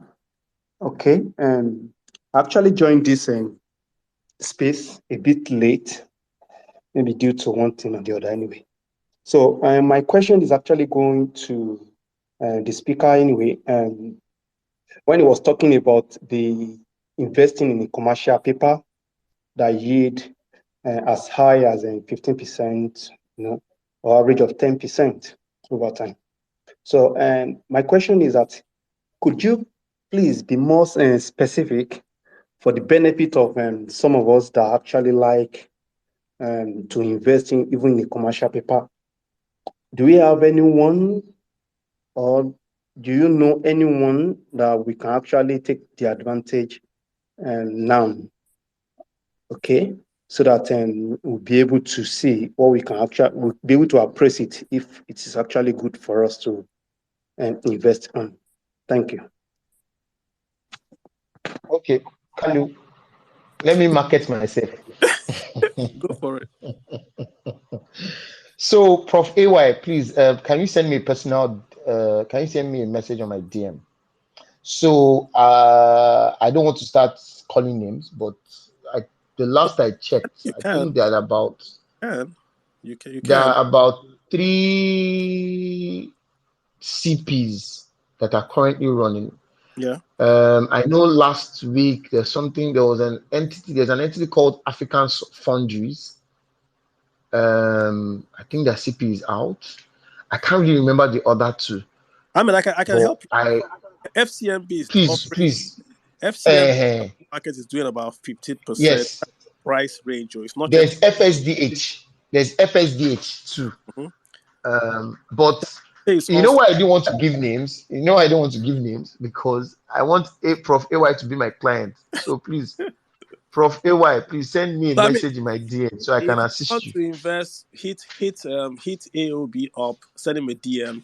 If you go to your stockbrokers, CPs are always marketed through banks and stockbrokers. CP simply means commercial papers. It simply means that Short the company papers. is borrowing money directly, not through the bank. So if Dangote will go and say, I want you to borrow me directly, he's not borrowing from the bank. So they pay you a higher interest rate because it's a bit more risky than the bank, but they pay a lot much higher than that. So yeah, I know FCMB, Dangote, I know, yeah, some are out there and they are paying as much as 13 to 15%. So hit him up or hit your broker up. I did you good call. Yeah.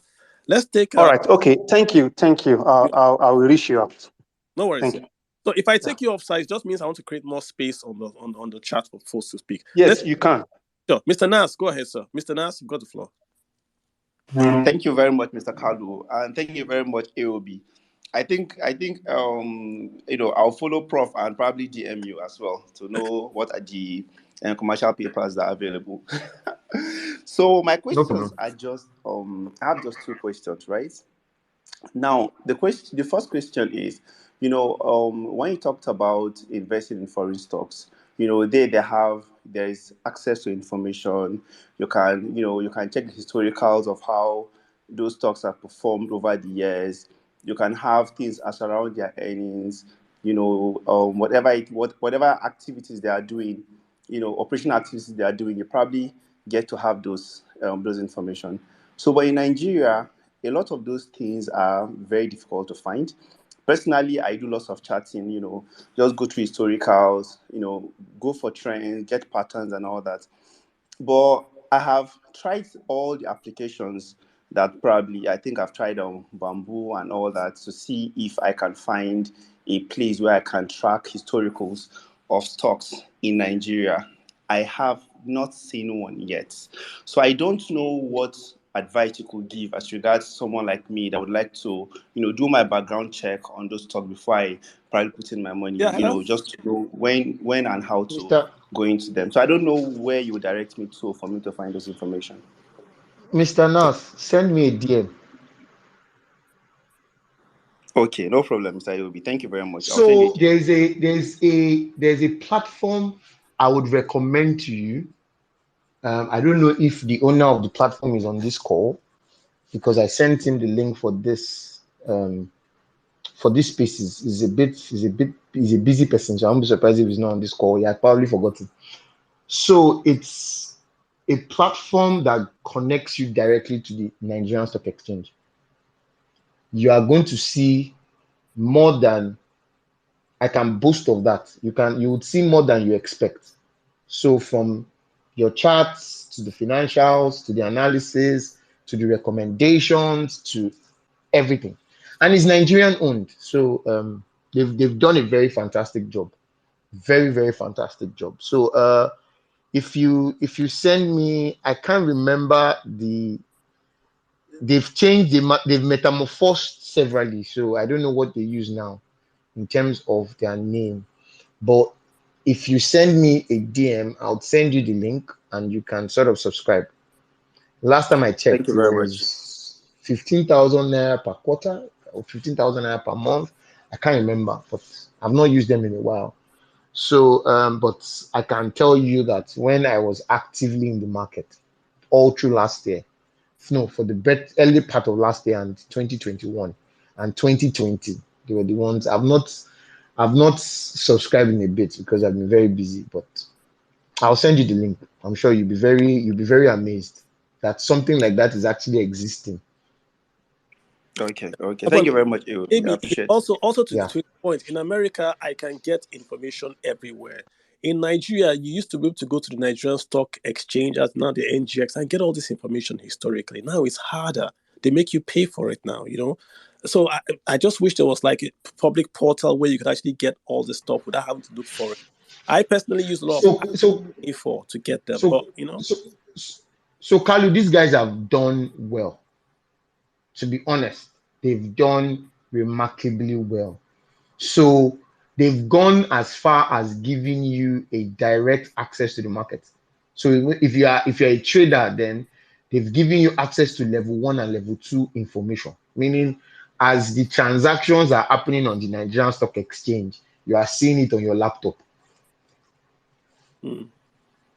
That is how I can share the link with you to Kalu Share with me so after that this I can spaces. even I'll bring them here and let's talk. Yes, I think you should. All It's right. a fantastic one.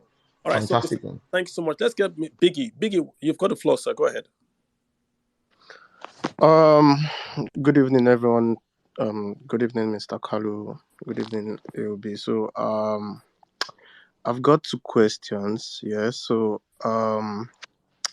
okay. So I'm just going to start from the fact that he was talking about, the overview of like the capital market and how the market is strongly dependent on interest rates. So basically, he said and advised, okay, due to the peculiarities of Nigeria, I would say, and the interest rate volatility, he advised that it is to invest short on the fixed income. Now, my question is, as a rule of thumb, yeah, when the interest rate goes up, the value of bond always comes down. And the reason why he suggested or advised on a short period or a short investment on the fixed income side is because I think he expects or he thinks there's an interest rate risk. So now my question is, what kind of bond? Is it like a straight bond? Is it like a callable bond? Is it I want to know the kind of what kind of bond exactly? And then my second question is on the equity market right now. So I want to know like your basis of investment, like what are those factors you consider before you value a stock? So probably like you're buying Zenith. So I really want to know, is it just a psychological factor you consider? I'm sure it's not going to be that, but I literally want to know the factors you consider before valuing a stock. Thank you. Mr. Biggie. Those are heavy These questions. questions are these are Mr. Biggie. Okay, so let's take it simple. Yeah. So Biggie, let's don't, for the benefit of the audience, let's don't go technical. Yeah. Let's keep it simple. So for the fixed income question, yeah. The question, yes, you are right. There's an inverse relationship between interest rates and value of bonds. Yeah. But the question now is, what is your expectation of the direction of interest rates in the next 2 to 3 to 6 months? Let's say 3 to 6 months. What's the view? What's your so that would help you with the reason why I said we should stay short. And the staying short is also premised on the fact that I'm very positive about the elections. I'm very positive about who is going to be our next president. So I expect a lot of things to happen positively after the election. So if I'm making decisions right now, I need to consider that. But before we even go to elections, let's even exclude elections. Your decision around investing in fixed income instruments should be based on your view on interest rates. 3 to 6 months. Yeah. And my view is interest rates are going to go high. Fine, we're experiencing liquidity constraints. We're experiencing excess liquidity in the market now, but I think based on my expectation, that should go out of the system in say Q1, March, April. Then when that goes out of the market, remember that there's also a 7 trillion that we need for budget deficit.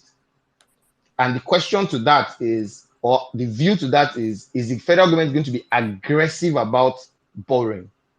Now, that is another thing that is also in on election, because by the time the election happens in February, we already know who our next president is. We can sort of get the gauge on what the person is going to be. Is the person going to be aggressive? So, and remember, when the federal government starts to get aggressive, then it means that interest rates is going to go up. Considering the fact that liquidity is out of the system, considering that inflation is still 17%, I'll be 22%. So by the time you start thinking about all these things, do you want to buy bonds? Because if you buy bonds, it means that by the time 6 months, we get to 6 months, you're going to lose the value of your bonds. Yeah. So why don't I play short and invest as interest rates start to go higher? So instead of me investing at 4% or 8% now, if interest rates get higher, then I'll be investing at a higher rate. While you are losing, not you though, while the person that invests today loses money, I am making money because I've been able to wait it out, see interest rates go up, and invest at a higher rate. Now, I hope I've not lost my audience, but I was trying to answer your question. Ahmed, So I hope my question has been. That is Ahmed, right? So he's making the point of the inverse relationship between the interest rates going up and the price of bonds coming down. But the problem is that it's not happening in Nigeria. We've seen interest rates in Nigeria go up. Then we've seen risk-free rates in Nigeria come down. It should be the other way around. So there's some. It's not the market is not really the one determining those rates that the CBN is posting. That's the problem. So what Ahmed is saying is, when you are uncertain about the future, go short. Don't lock yourself into a bond, which is going to be 2 years at the minimum. Rather, do a treasury bill, 91 days, do a rollover. So that means if you roll over the treasury bill and something happens you don't like, you're out in 91 days. You take your money and you go. Look at Ghana. The guys that have bonds in Ghana, they're telling them that they must roll over, they must accept this haircut by force because they are bonds, they are long-term there.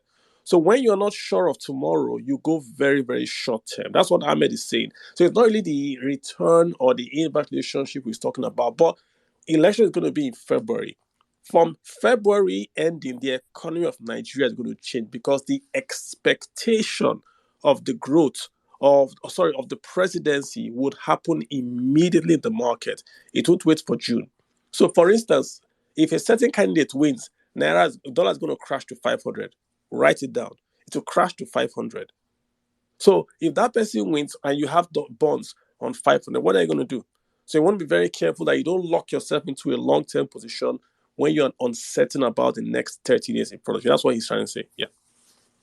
Then Biggie, he had the second question. Biggie also asked about stocks. I mean, how do you look at Zenith? What's your screen to buy Zenith stocks? He also asked that. So for me, for stocks, I always tell people that I'm more of a technical analysis guy than a fundamental analysis guy. Which means that you are looking a lot of people don't understand because I have a CFA. So they wonder, so what did you use all your CFA brain to do? So anyway, for me, I believe that regardless of all the fundamentals, you still need to understand when is the right time to buy. So it's not like you're timing the market, yeah, but the market has a way of indicating the best time to buy when you are looking at your chart. That's the technical analysis. So I've been over the years, I've been able to infuse those two school of analysis, if I call that. But the one everybody understands is the fundamental. Yeah. So if I'm looking at fundamental, there are a lot of factors. A lot of people will go for dividends, and I always tell people that yeah, it's good to go for dividends, but there's a lot of things that a lot of people go for earnings. Um, Earnings can also be gamed. Yeah, a guy starts to do some gymnastics, and I give a typical example. So there's a company called Lafarge. Lafarge had its value was almost as high as 100 naira and got to as low as 9 naira in the span of 3 years, if I'm not mistaken. Yeah. So what happened? They were generating revenue. Somebody to also tell you revenue. They were generating revenue, but the bottom line, which is the earnings, was out of this world. So what did they do? They did something I always call, which is one of the factors you must also consider, management. So they brought in a guy then, and the guy did some gymnastics, and he sold. That's when they sold Lafarge to the foreign entity. They brought in Lafarge South Africa into the picture, created a no. That's when they created Lafarge Africa, brought in Lafarge South Africa into the picture, and everything just went haywire. Now, what happened? So, in order for them to be able to cover up, no, I won't say cover up, yeah. So somebody doesn't say it's fraud, yeah. But in order for them to sort of water down the effect of their bad business in South Africa, they had to create Lafarge Africa. So remember, the moment that happened, the Nigerian entity that was doing well started looking like a very horrible company. Yeah. So it took them another, like I said, another few years for them to make that decision to say, you know what, let's unbundle this thing that we did. And the moment they unbundled it, you could see over the last 3 years or 2 years, the company has been a fantastic one. Yeah. So it's gone from 9 naira to about as high as 20 something naira. It had gotten even as high as 36 naira at the point in time and all that. So the company is obviously, then the performance of the company has started improving. So if I just want to give you like a summary, yeah. So I won't say look at this, look at that, look at that. So there's a bit of a, what's that thing called? A bit of different variables that I look at. So I look at your, obviously, I look at your earnings. I look at your revenue. Is your revenue growing? I look at your operational business. So what's the margin between your gross profits and your operational profits margin? So I look at that. So what are you making as a business actually from everything that you're doing? Now, there are some financial issues that you have to check if you have debt. Now, how large is the debt? And what are you using your debt to do? Yeah. So if you are using your debt to create value, meaning you are probably expanding and doing all those things. Yeah. So I take you in and all that. I was, okay, good one. If you are using it to just support your working capital, then I'll know, okay, there's a problem here. So it means that this guy is not generating cash because cash is king. So how do you know the company is generating cash? Yeah, I'm taking this to an academic session. Yeah, thanks to Mr. Biggie. So accounting receivables. Yeah, so you need to check if the company is receiving cash or is not receiving cash. For me, let me be honest. The first thing I look at, or rather, let me summarize this. I check your ability to make cash. I check your ability to make earnings. I cross-check your cash making ability and your earnings making ability, and I decide if you're a quality company or not. That's the summarized version of everything I've been saying. So I don't make this class an academic. I don't make this session an academic session, Yeah. or rather, this space an academic session. By the way, I teach on the side, so that's Ahmed, taking me to my. You'll be coming back here every month. Every month we're having you here. You've taken me to my class. I'm sure some of my students are on this call, so they will say this guy and his usual taking things to another level. But Biggie, let me, Okay. Ahmed, if I may just help Biggie a bit. One thing you want to do is to get a screener. Try and get a stock screener. Exactly. Yeah. Exactly. If you download a stock screener, many of them are free online. Then you can choose what you want to see. You can say, I pick dividend yield, I pick return on equity, I pick return on invested capital, and I put my numbers in there. I'll say if it doesn't pay dividend yield of 10%, take it off. If it doesn't pay Yep. return on of 20%, take it off. So you tell it what you want to see. And like Ahmed has said, look at earnings, number one. Look at sales growth, number two. Look at how the company is making money. If you don't sell, you don't earn. So go back and say, what's it selling? What's it earning, right? What's the return on invested capital? Could I have put that money somewhere else? So you do your stock screen, put those pictures in there. It will remove everyone for you. You focus on only what it's telling you to go buy. That's when you buy. Technical analysis, what I'm talking about, is more of the tactics. Fundamentals is more of the long term. You want to buy, like I won't touch Tesla because they don't pay a dividend, not because Tesla is not a good stock.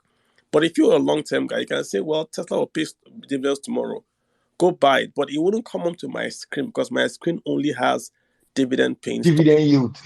I don't want I'm You're coming. a dividend guy. Yeah, I don't want I'm coming. I don't do no. If it's not paying today, I'm not doing it. Yeah. I'm old guy, right? Okay. So Biggie, I hope that helps you out a bit. I'll just quickly run through the rest of the guys that are waiting, Biggie. You're all good? All right. Yeah, thank you. Thank you. Let's take Paulinus. Paulinus, you've got the floor, sir. Paulinus, I've got you on the floor. Go ahead. Ekpere. Paulinus going once, going twice. Let's get ST. John Doe. ST, you've got the floor, sir. Hello, good evening. Paulinus, yeah, go ahead. Paulinus, yeah, make it quick, please. Please, I was trying to ask question because I couldn't understand what is going on in the space, so I come a little late. So I was just Okay, no, we're just talking about investing in Nigeria in 2023. Ahmed is here. Tell us where to invest. We're just talking about options. Did you have a specific question, or should I just move on to someone? yeah. My question is about what about this year investing, because based on the fundamental analysis, I want to know maybe which stock which would be nice to have some investment. Yeah, That's what I want to ask. we wouldn't be able to give you a specific name because I would be giving you a recommendation. We're trying to maybe push you to the forest so you can choose a tree by yourself. But we don't want to tell you the particular tree to go and cut. So I don't know if you understand my analogy. I don't want to tell you what to go and buy, but I can tell you what forest to go and look for, what tree to cut. But I would say based on your age, try to look at what we've talked about, earnings, sales. Try to look at those guys. If you want dividends, look at those guys. If you want growth, high PE, low PE. Sorry, I'm being technical, but we won't give you the exact answer you're looking for. Does that help? Okay, okay. I understand. Thank you. You're welcome. ST, you've got the floor, sir. We've got about 15 minutes and we'll let Ahmed go. He's been there for 2 hours. I don't want to keep him away too long. So, ST, you've got the floor, sir. ST going once, ST going twice. I've got too good. You've got the floor, sir. Too good, you've got the floor. IK Boo. Yeah, hello everyone. Yeah, go ahead. Yeah, so please, I just want to ask, as a Nigerian in 2023, what do you think, what kind of investment do you think will have the biggest return? Knowing we're not going to answer that question. We can't answer. Let's put it that way. That's going to be a recommendation. Sorry about that. Olumide. Yeah, hello. How you doing, sir? Go ahead. Yeah, thanks. I just wanted to add a little bit color to the topic. Interestingly, if you look at January, it brought out stellar returns in the U.S. market, the Nigerian stock market. We see earnings reports from different companies getting out, and that has shown that those that bought in the November dip has made as much as 100%. If you look at Coinbase or you look at the likes of GT or some bank stocks. So my question, I would like to ask Carlo, the first question is what do you think with the debt limit? Do you think the US could sort the crisis out?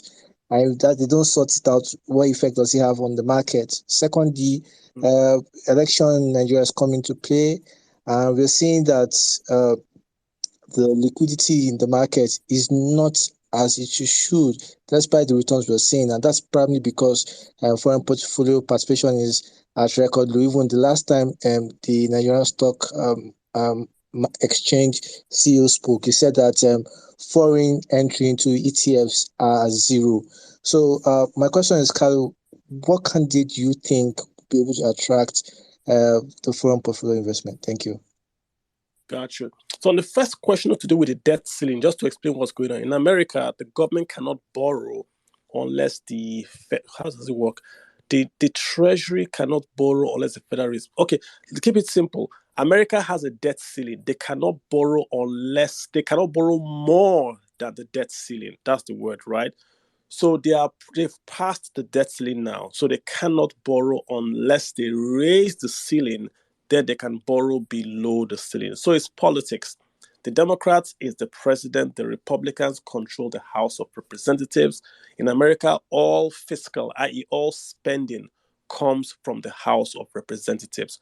Hence, the Republicans have told the Biden administration, because they have already passed bills, we are not going to raise the debt ceiling unless you cut back on some spending that you have already approved. For instance, they want to take away money from the Internal Revenue Service and in return introduce a sales tax into America. America has no federal sales tax, just state sales tax. Democrats are saying no because it's politics to them. They are going to drag it out and try to blame the Republicans. So what you're going to see is that America is going to default as they've done before. When I mean default, they are going to get their rates are going to be downgraded. They will allow this thing to stretch.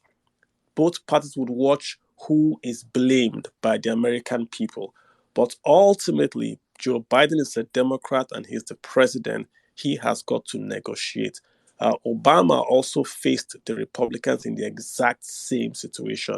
And in the end, he had to negotiate. In the end, you are the president. You have to spend money. If you can't spend money, in the end, the buck stops on your table. So it's going to be politics for now. Their bonds will be downgraded, and then it really will affect them as America. They will still buy their dollars. Then in the end, they will negotiate. Will it affect the American recovery? I'm not sure, because America technically has maybe low growth, but lots of people are getting employed. So that high wage numbers is what's keeping America away from a recession. I don't see that changing anytime soon, unless something monstrous happens. Maybe something happens, then we might get off the cliff. So your second question as to what can we do to attract foreign direct investment, devaluation. I mean, it's a dirty D word, right? But I don't know if you guys know about this, but on Friday, our bonds, Nigerian bonds, were downgraded to not just junk, but actual junk. I don't know if you guys are you aware of this? The Nigerian bonds were downgraded to CCC by Moody's. So That's a difficult one. officially, we are a junk bond. We are at CAA. We were at B. B was not investment grade, but now officially Nigerian bonds are junk, which means is that no Bloomberg boy will touch our bonds unless you are looking for yield. What's the yield on Nigerian bonds? 8.5% in dollar terms. It's very good. Or it was very good when US bonds were 0%. Right now in America, in a CD, in some banks in America, you can get as much as 3%. Federal bonds are paying you nearly 2-3%. So the gap between 2-3% and 8% is no longer that wide.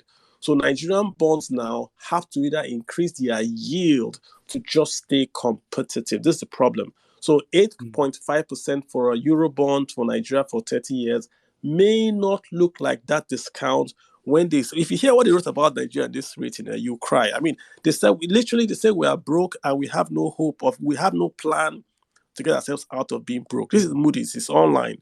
So just go to Moody's Investment Services. So, Kalu, yeah. I don't want to be the next president. It is 50. No, I know what I'm saying. I don't want to be the next president. So last year, I think we held back on going to the Eurobond market because we weren't going to get what's that thing called? We weren't going to get the adequate fundraise because Nobody wanted to be in Nigeria. Nobody wanted to be here. Everybody just wanted to go to America. Yeah, rates are getting high in America. Let me just go to the safe place and move on with my life. Yeah. But now it's a bit interesting because coupled with that, in addition to that, you now have this rate downgrade. So I can imagine what the yield would be if they decide to go back to the Eurobond market to get funding this year. There is no point, okay? Nobody's going to with the. Let me put this. Let me caveat So with the let's just put it like this. Let's administration. just put it like this here. So Kalu, let's just put it like this. So it means that 11 trillion budget deficit. Very soon they will change that. They are done like a funding analysis to say 7 trillion will be raised in local markets, then the remaining 5 trillion foreign market, and borrowing from. So let's just say there's a very big chance that old 11 trillion is going to be raised from the local market. Correct. Nobody's going to give Nigeria. Let me caveat, right? Under this administration, nobody's going to borrow Nigeria dollars commercially from the Eurobond side. Maybe we'll get money from China and development, but for borrowing. Listen, the lady, our Minister of Finance went and said, we want to restructure. Do you know what restructure means to Americans? You don't even say it. She said it. And they were asking her. That's the beginning of Nigeria. default. Yeah, she said restructuring. Do you know what? An American hears restructuring like how a Nigerian hears devil and blood and Jesus. So she said it, and it's all gone crazy. We've been downgraded. We're now not just junk. This is below junk, if it's possible to be below junk. So the reality to answer this question is that our bonds are no longer we cannot borrow internationally in forex. We can only borrow development assistance and all that. To get foreign capital into Nigeria, you have to devalue. I mean, you can pretend you don't have to. It's all patriotism we're doing now. Oh, Nigeria is the giant of Africa. It's patriotism. Egypt has devalued. We're laughing at Egypt today. Eventually, Egypt gets the money in. They will follow Egypt and devalue. By then, there will be no more money. Where can Nigeria get money? Middle East. Leave America alone, they are done. Leave Europe alone, they are done. Go after the Middle East. We have some issues that they can understand us. Go to the Middle East and get money from the Qatars, from the Saudis. They are looking for where to invest. Those guys need cows. They need beef. They need food. We have lots of land in Nigeria that no one is using. Sell land to them or lease land to them like doing in Ethiopia and Sudan. Bring that capital in here. Employ millions of Nigerians. That's the way forward. Eurobonds is done. Let's start looking at Middle East bonds and move on. BRICS is there. Russia has tons of capital. They are looking for friends.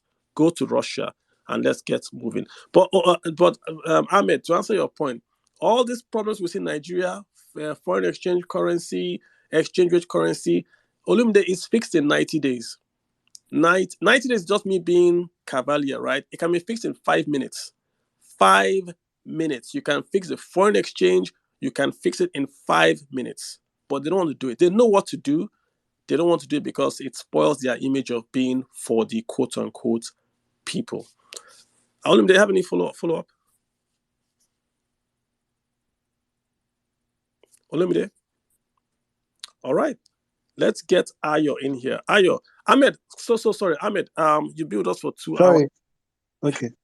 Yeah, Olimide, did you have a follow-up? Yeah, I think I agree with you because I wanted to mention that news when it came out a few hours ago. You could see the reaction across a lot from the market. The market is even on holidays, but the sentiment is that it's going to have a negative effect on Monday. And I was talking to other traders, and they were telling me that is going to really hamper a lot on Nigeria's FX liquidity till after the election. So yes, it's bad news. And also, I wanted to ask also that with the CBN's cashless policy, I was saying it could boom the Nigerian investment sector because now it means that a lot of money will go online. It will trigger a lot of young millennials, young people to invest. If you understand what happened in COVID, so is that also some positivity? The cashless policy by the CBN, would that also push the Nigerian stock market?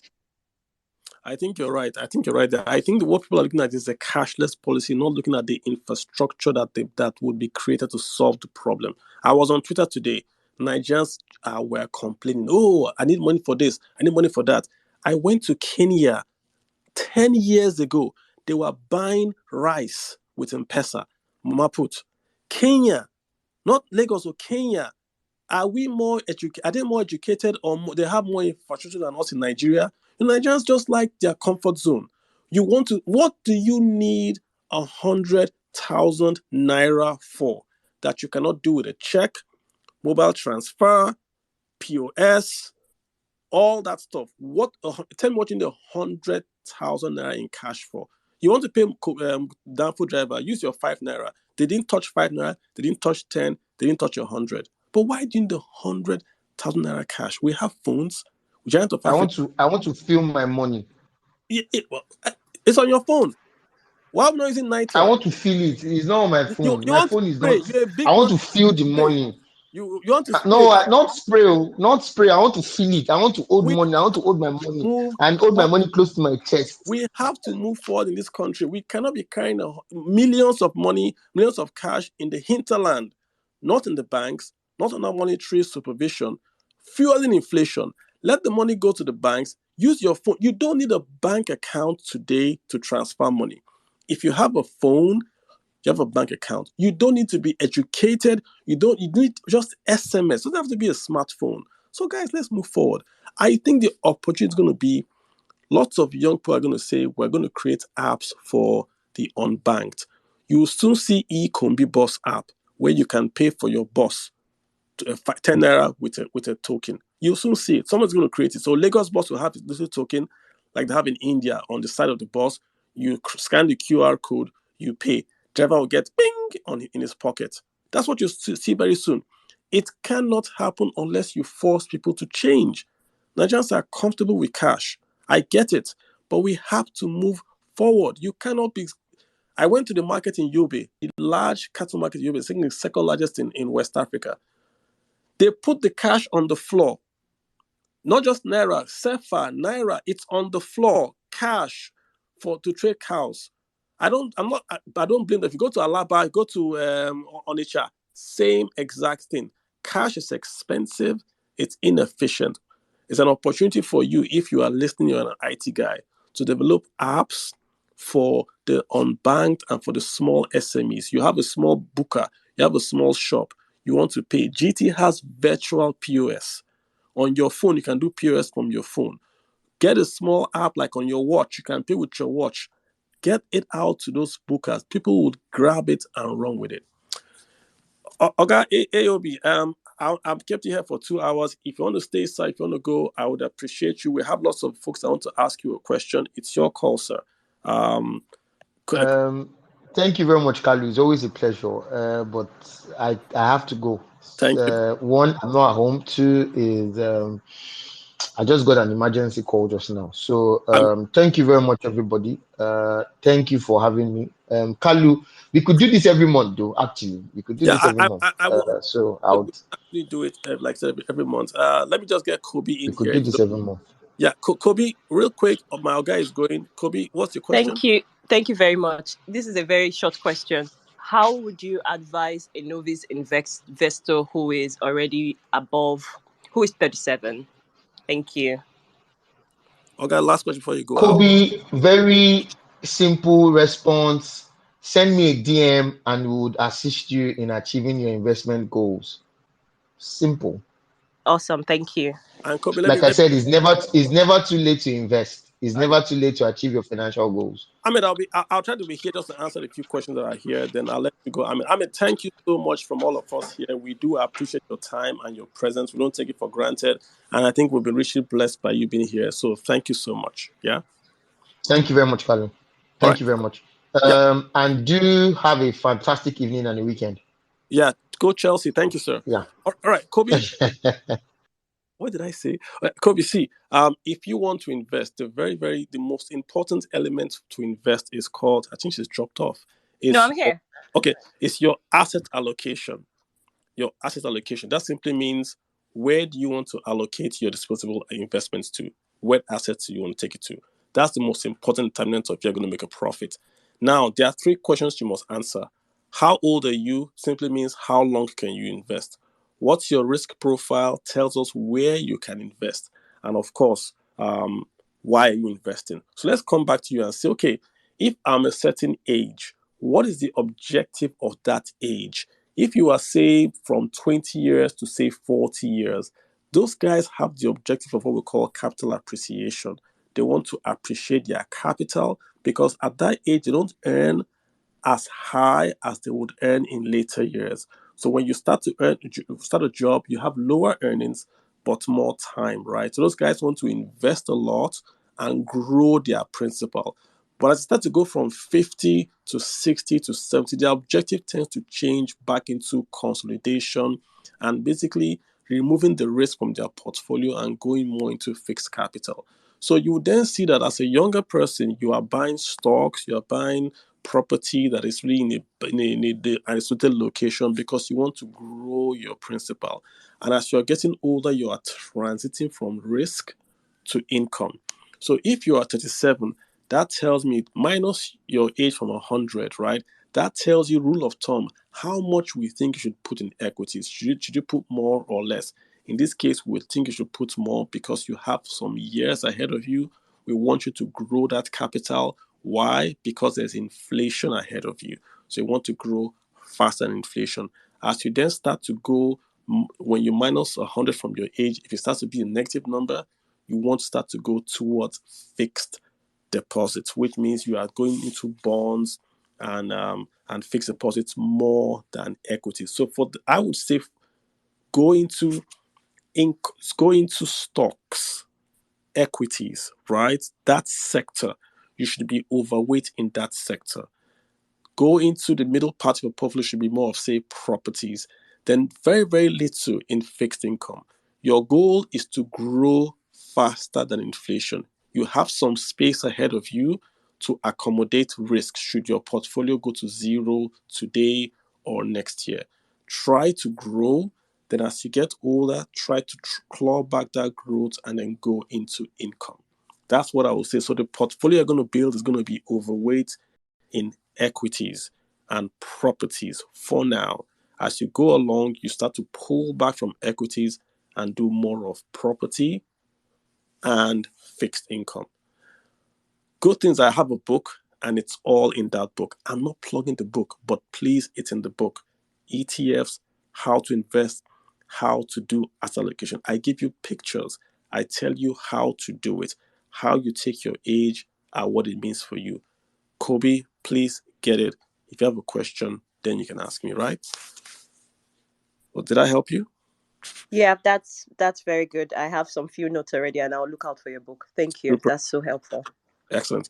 Ayo, you've got the floor, sir. Ayo, I think you've spoken before, Ayo. All right, guys. Let me just see. Amana. All right, guys. So, guys, thank you so much for for being here. We're just going to sort of maybe shut down the recording down, just so it's not going to get more than 2 hours in case guys would like to listen afterwards. If you have a question for Ahmed, he was here. Send him a DM. If you send me a DM with your question, I will try to answer it. But if you don't mind, I will actually shut down the space just so it stays within the 2 hour window for the recording, so it's easy for folks to play back. So I think we'll leave it at that. Thank you guys for joining us. Next week, I do have another guest to talk investments as well. We're going to bring another guest, another stockbroker, another experienced guy in the market, and we're going to ask him the same questions we've asked Ahmed today. Where should we invest? What are what should we look out for? How do we build out a portfolio? Let's get them in here and hear them talk, right? The main risk, again, is the elections, right? Whoever wins is going to be better than what we have right now on the economic front, but it's going to be a big change. So whatever you're doing, like Ahmed has suggested, be liquid, be flexible, don't lock yourself in just yet. That's all I will say in Nigeria. Try to diversify your currency, try to diversify where you are investing so you have a balance, because we're not sure what's going to happen till we do get that next president. That's what I will say. So be flexible, be liquid, and try to be, be available to take advantage of whatever opportunity will come, because we don't know what's going to happen going forward. So, guys, on that note, do allow me to shut down the space. I appreciate you guys. Like the book I mentioned, it's titled "Let's Talk About Your Money." I've had about 22 years investing money, pensions, private banking, investing, and all that. It's all the stuff I know I put in there for you guys. I wrote it purposely in the language that's easy to understand. Lots of pictures, lots of examples, written with a Nigerian context, right? We talk about tons of ETFs, Nigerian ETFs, they're right there. Tons of mutual funds, property, even crypto, even some commercial papers, even investing in real estate and all that. We talk about everything, how to do the basics, how to do a budget, how to track fixed income, how to track passive income. It's all in there. And listen, guys, the book is there because it's in color, so it's expensive. I get it. There's a Kindle version, it's not that expensive. And most of those articles are written, they're also online for free. So try to Google me, Carlo Aja, look for an article. I wrote for Nairametrics a lot. You see tons of articles there for free. So it has to be cost something because I put a lot of stuff in it, but do try to get it and you'll be blessed, right? Thank you so much, guys. I'll see you guys next week. Love you all. Please keep safe. Go get your PVC and have a say in who's going to manage your economy for the next 4 years at least. All right, guys, take good care and bye.